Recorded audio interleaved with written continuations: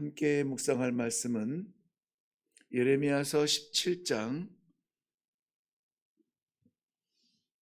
12절부터 18절 말씀입니다. 찾으셨으면 우리 한 목소리로 같이 읽습니다. 시작. 영화로우신 보좌여, 시작부터 높이 계시며 우리의 성소이시며 이스라엘의 소망이신 여호와여, 무릇 주를 버리는 자는 다 수치를 당할 것이라. 무릇 여호와를 떠나는 자는 흙의 기록이 되오리니 이는 생수의 근원이신 여호와를 버림이니이다. 여호와여, 주는 나의 찬송이시오니 나를 고치소서. 그리하면 내가 낫겠나이다. 나를 구원하소서. 그리하시면 내가 구원을 얻으리이다. 보라, 그들이 내게 이르기를 여호와의 말씀이 어디 있느냐? 이제 임하게 할지어다 하나이다. 나는 목자의 직분에서 물러가지 아니하고 주를 따라 싸우며 재앙의 날도 내가 원하지 아니하였음을 주께서 아시는 바라. 내 입술에서 나온 것이 주의 목전에 있나이다. 주는 내게 두려움이 되지 마옵소서. 재앙의 날에 주는 나의 피난처시니이다. 나를 박해하는 자로 치욕을 당하게 하시고 나로 치욕을 당하게 하지 마옵소서. 그들은 놀라게 하시고 나는 놀라게 하지 마시옵소서. 재앙의 날을 그들에게 임하게 하시며 배나 되는 멸망으로 그들을 멸하소서. 아멘. 우리 먼저 기도하겠습니다. 어찌해야 될지 몰라서, 어디로 가야 될지 몰라서 이렇게 많은 세월을 살았는데 답이 어디 있는지 몰라서 주님의 말씀 붙들고 살아야 살 수 있을 것 같아서 주님 전에 이 새벽을 깨고 올라왔습니다. 아니, 하나님께서 부르셨습니다. 말씀 앞에 순종하게 하시고 아멘으로 받아서 내가 살아가는 삶이 아니라 아버지의 말씀이 인도해 주시는 소중한 삶이 되게 하여 주시옵소서. 이 시간에도 부족한 종을 가리시며 아버지께서 친히 주의 백성들에게 말씀하여 주실 줄로 믿사옵고 예수님의 이름으로 기도하옵나이다. 아멘.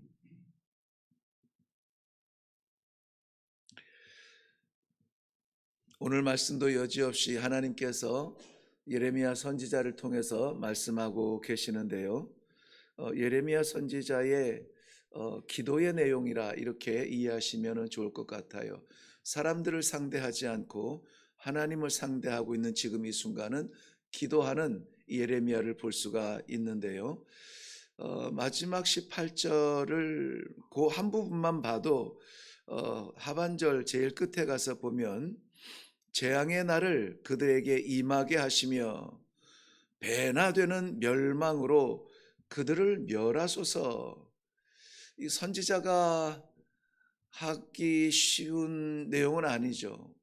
선지자는 어쨌든지 이 하나님의 말씀을 받아서 그의 백성들에게 선포하는 것이라면은 복음을 선포해야 되고, 백성들을 위해서라면은 그저 살려달라, 구해달라, 그래 기도해야 되는데 그들을 멸하게 해달라 이렇게 기도하는 것은 쉬운 일이 아닙니다. 그런데 그들이 누구냐?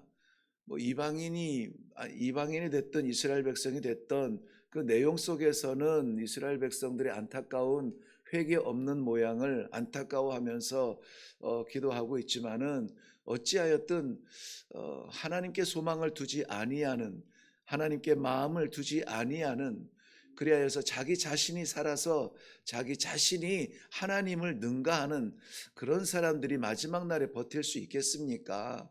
그러한 얘기예요. 그래서 오늘은 그러한 가운데에서 예레미야 선지자가 하나님 앞에 담대하게, 세상 앞에 명확하고도 담대하게 이렇게 외치는 소리죠. 나의 소망은 하나님이시다. 나의 소망은 여호와이시다. 이것을 오늘 우리는 습관처럼 구경하는 관찰자적 입장에서 예레미야를 볼 것이 아니라 저희들에게 주시는 말씀인 것이 분명하다면은 우리가 그 앞에 서서 우리도 이렇게 고백하면 좋겠어요. 나의 소망은 여호와이십니다. 나의 소망은 이 기독교의 그리스도인들이 하나님을 바라보며 예수 그리스도의 십자가 의지하고 성령 말씀대로 인도하시는 대로 순종하며 살아가며 세상 미련 없으며 하나님의 나라에 영원한 소망이 있습니다 라고 하지만 이 예배드리는 순간이 아니라 실제 우리의 삶에서 우리가 소망을 두는 것이 다른 데 있을 때가 참 많아요. 왜냐하면 그 소망이라고 하는 것이 태양이 빛을 잃는 것처럼 이 빛을 잃으면은 주저앉게 되어 있는데요. 힘을 잃어버리게 되어 있는데요.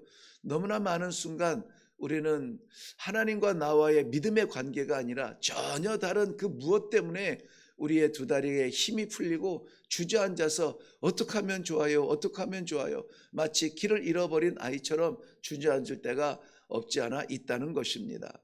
그러나 오늘 우리가 마지막까지 예레미야 선지자처럼 붙들어야 되는 것이 있는데 그것은 나의 유일하고도 나의 마지막까지 붙들 소망은 여호와 하나님 뿐이십니다 하는 것이 우리의 고백이 되기를 바랍니다.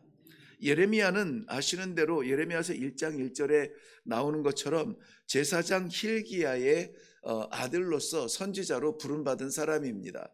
제사장이 되었다는 것이 아니라 물론 되고 싶어서 되는 것은 아니죠. 혈통적으로 레위 가문에서 하나님께서 정하셔서 섭리 가운데 보내시지만 제사장의 아들로서 선지자가 되었다는 것은 그가 어떤 삶을 살았다는 것, 아이 때, 어릴 때, 청소년 때, 청년 때 어떠한 삶을 살았다는 것을 우리는 추측할 수가 있습니다. 저도 목사의 자식이었지만은 목사의 자식답게 못 살았던 그러한 그 혼란의 세월도 있었고 거칠었던 청소년의 세월도 있었고 죄악 속에 있었던 부끄러움도 있었고 이런 일들이 저 개인에게도 있었지만 당시에는 이 제사장의 자녀들이라 하는 것은 정말 나면서부터 세상의 소리를 들을 수 있을 때부터 하나님의 말씀을 듣고 입술을 열 때부터 기도문을 암송을 했을 것이고 놀이를 배울 때부터 제사의 방편을 어떻게 하는지 보면서 나도 저렇게 제사를 드려야 되는 거구나 배웠을 것입니다. 그렇다면은 이 제사장의 아들로 태어나서 이렇게 훈련을 받았다는 것은 예레미야가 선지자로서 사역하면서 가장 민감한 게 뭐냐? 가장 민감한 거, 계절이 바뀌고 사는 지역이 바뀌고 이런 것들이 다 바뀌어도 가장 민감한 것은 여호와의 말씀이라는 거예요. 여호와의 말씀 따라서 제사를 드리고 여호와의 말씀 따라서 백성들에게 말씀을 전하고 여호와의 말씀 따라서 인도함을 받아 나아가는 그것이 이게 사는 거구나, 이렇게 살아야 되는 거구나, 당연히 그렇게 알았다는 것이죠. 그래서 구약 성경에 보면은 여호와의 말씀, 여호와께서 말씀하시고 여호와의 말씀이니라, 여호와의 말씀이라는 말이 349번 정도, 거의 350번 정도가 등장하는데요. 예레미야서에서만 157번이 사용이 됩니다. 그러니까 거의 절반의 한 40% 이상이 예레미야서 안에 나와요. 그러니까 예레미야 선지자가 얼마나 하나님의 말씀에 집중하고 긴장하고 바라보고 있는지 단편적으로 보여주고 있는 것이에요. 그래서 우리에게 오늘날 이렇게 예레미야서를 묵상하게 하셨을 때에 예레미야 선지자를 통하여서 철저하게 우리가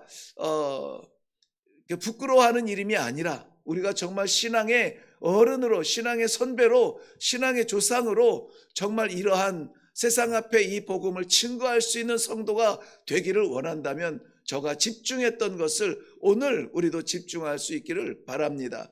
우리의 평생을 기대하지는 못할지라도 오늘이라도 오늘 하루 살아가는 내 삶, 허락하시는 삶의 순간만이라도 예레미야처럼 우리도 하나님의 말씀에 집중하는 그러한 삶을 살기를 바랍니다. 하나님의 말씀에 집중했던 예레미야는 이런 삶을 살았죠. 그의 하나님의 백성이라고 하는 사람들에게 하나님의 말씀을 증거하며 선포했음에도 불구하고 그의 삶은 조롱받는 삶이었습니다. 그의 삶은 오히려 존중받지 못하는 삶이었습니다. 저가 전하는 것이 여호와의 말씀이었음에도 불구하고 여호와의 백성들은 그 귀를 닫습니다. 늘 이 말씀을 묵상할 때마다 전율이 돋을 때가 참 많아요. 소름이 끼친다고 하죠.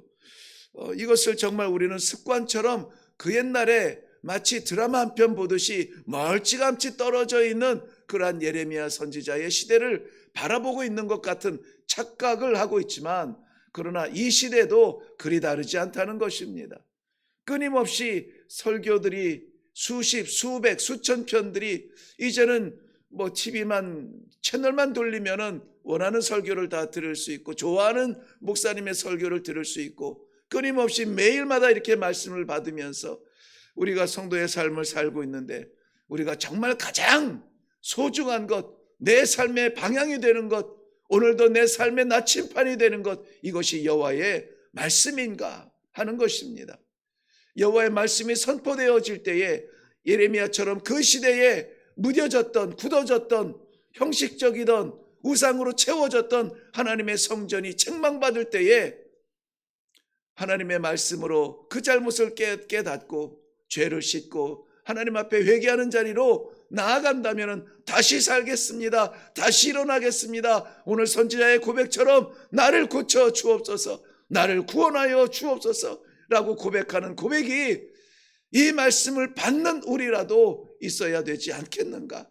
그래야 우리의 교회를, 우리의 가정을, 우리의 민족을 살리고 이 땅에 하나님이 허락하여 주신 마지막 복음 사명 다 할 수 있지 않겠는가? 그러한 긴장되는 마음을 갖지 않을 수가 없습니다. 오늘 우리 13절 말씀 한번 읽어보겠습니다. 13절 다 같이 읽겠습니다. 시작. 이스라엘의 소망이신 여호와여, 무릇 주를 버리는 자는 다 수치를 당할 것이라. 무릇 여호와를 떠나는 자는 흙의 기록이 되오리니 이는 생수의 근원이신 여호와를 버림이니라. 아멘. 아멘. 아이가 참 두렵죠. 저물어져가는 민족의 마지막 노을을 바라보듯 안타까운 마음으로 외치고 또 외치고 또 외치지만은, 아마 오늘 본문이 예레미야로서는 그의 백성들에게 선포하는 사명이겠지만, 선포를 하다가 가슴 저리는 마음으로 하나님을 향하여 기도하는 내용을 보자면은 오늘 내용은 한 4번째 정도 기도의 내용이라고 볼 수 있는데요. 기도해도 정말 하나님께서 응답하여 주시어서 지금이라도 당장 어떠한 역사가 나타나면, 변화가 나타나면 좋겠는데 외쳐도 변하지 않는다는 것입니다. 그러니 이스라엘의 소망이신 여호와여, 이스라엘의 소망이신 여호와여, 개인이 기도하고 있지만은 이스라엘을 대표하여서 기도하고 있는 듯한 모습인데요. 이스라엘의 소망이 여호와밖에 없지 않습니까? 그런데 아무리 여호와의 말씀이 선포되어져도 저들이 귀를 닫고 마음을 닫고 여호와의 말씀을 듣지 않습니다. 소망이신 여호와 하나님 아버지 붙들면 사는데 하나님 아버지를 붙들지 못합니다. 안타까운 마음으로 기도를 시작하고 있습니다. 분명합니다. 이것은 시절을 떠나서 분명합니다. 확실합니다. 여호와께 소망을 두지 아니하면 믿음의 뿌리가 흔들리며 믿음의 뿌리가 흔들리면은 잔바람만 불어도 이리 휘청거리고 저리 휘청거리고 길을 찾지 못하고 정신 차리지 못하고 무너져 내릴 수밖에 없다는 것입니다. 그래서 뭐 너무나 단호한 말씀이지만은 여호와께 소망을 두는 사람은 살고 여호와께 소망을 두지 아니하고 배회하며 방황하며 돌아오지 못하는 백성은 오늘 말씀에 보면은 무너진다는 거예요. 여호와를 떠나는 자는 흙에 기록이 된다고 했는데 흙에 기록된다는 것, 흙에 기록이 되는 것과 우리가 성경에서 기록되어지는 것이 또 한 장면이 나오는데요. 혹시 생각이 나시는 게 있을까요? 돌판에 기록이 되어지죠. 하나님께서는 돌판에 새겨요. 그런데 여기에서는 흙에 새겨지는 이름이 된다는 거예요. 돌판에 새겨진다는 것은 변하지 않는 거예요. 그런데 흙에 새겨진다는 것은 바람만 불면 먼지바람이 일어나서 앞이 보이지가 않고 혼란스러울 수밖에 없는데요. 여호와를 떠나는 자는 새겨지는 것 같은데 흙에 새겨지는 것이다. 잠시 반짝하는 것 같은데 여호와의 인도하심을 받지 아니하고 여호와의 말씀에 소망을 두지 아니하면은 잠시 기록되어진 흙의 이름과 같다는 것입니다. 보존될 수가 없어요. 비만 한번 쏟아지면은 언제 기록을 하였는지 다 볼 수 없는 그러한 보존이 어려운 그러한 이름이 될 것입니다. 이스라엘 백성들이 생수의 근원이신 여호와를 떠나고 그의 말씀을 잊어버리고 여호와를 버렸다라고 표현하고 있습니다. 찾지 못함이 아니라 버렸다는 거예요. 버렸다는 말의 의미는 뭡니까? 있었는데 포기했다는 거죠. 얼마나 안타깝습니까? 생명의 근원이시고 생수의 뿌리이신 여호와 하나님을 가슴에 받고도 다른 것 두리번거리다가 반짝이는 것 쫓아다니다가 먹음직스러운 것, 보암직스러운 것 그거 손뻗어 잡아 먹다가 여호와를 버렸다. 왜? 세상은 달콤한 것들을 우리에게 유혹하지만은 여호와의 말씀을 따르는 것은 쉽지가 않아요. 특별히 이 시대는 더 그렇죠. 너무나 쉽게 버릴 수밖에 없죠. 잊어버릴 수밖에 없죠. 그렇기 때문에 하나님께서는 마지막 시대, 이 시대에 하나님이 택하신 백성들에게 오늘 이 말씀을 주시는데 버리지 말아라. 다 떠나가도 다 버려도 다 깨져도 다 무너져도 우리의 호흡처럼 여호와 하나님 아버지, 생명의 소망이신 여호와 하나님 아버지는 버리지 말아라. 우리에게 주시는 기회의 말씀인 줄로 믿습니다. 선지자는 간절한 마음으로 그러므로 이제 고쳐달라고, 이제 구원해달라고, 여기 고쳐달라, 구원해달라는 말을 반복으로 쓰고 있는데요. 고쳐달라는 것은 육신의 어떤 질병을 고쳐달라는 것은 아니에요. 저들의 심령을 하나님께서 다시 붙잡아 달라고, 나를 치유하여 주시고 나를 붙잡아 주시고 나를 구원하여 주실 분은 오직 여호와 하나님 한 분뿐이라는 이 사실을 오늘 우리에게 말씀해 주고 있습니다. 여러분, 다른 것으로 우리가 하나님 앞에 설 수 있는 길은 전혀 없습니다. 전혀 없어요. 아예 없습니다. 오직 하나님께서 우리에게 주신 그 말씀의 진리를 따라서, 그 말씀의 진리가 나를 위하여서 십자가를 지시고 그 보혈을 흘려서 오늘 나를 이 자리에 앉게 했다면 예수 외에는 소망이 없어요. 예수 외에는 생명이 없습니다. 예수 외에는 하나님 앞에 나아갈 길이 없습니다. 이 복음을 오늘도 끝까지 붙들고 살아갈 수 있기를 바랍니다.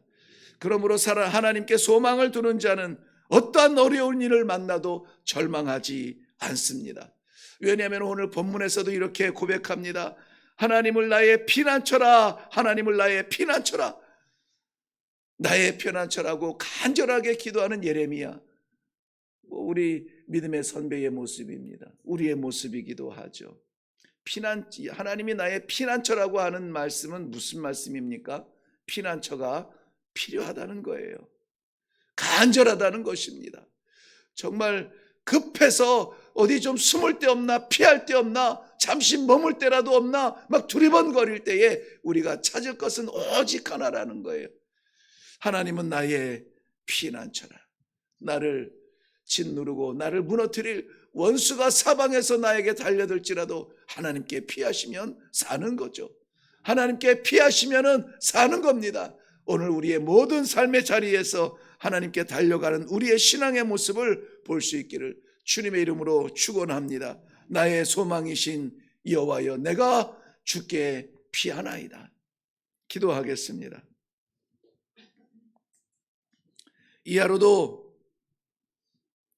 그래서 기대가 됩니다.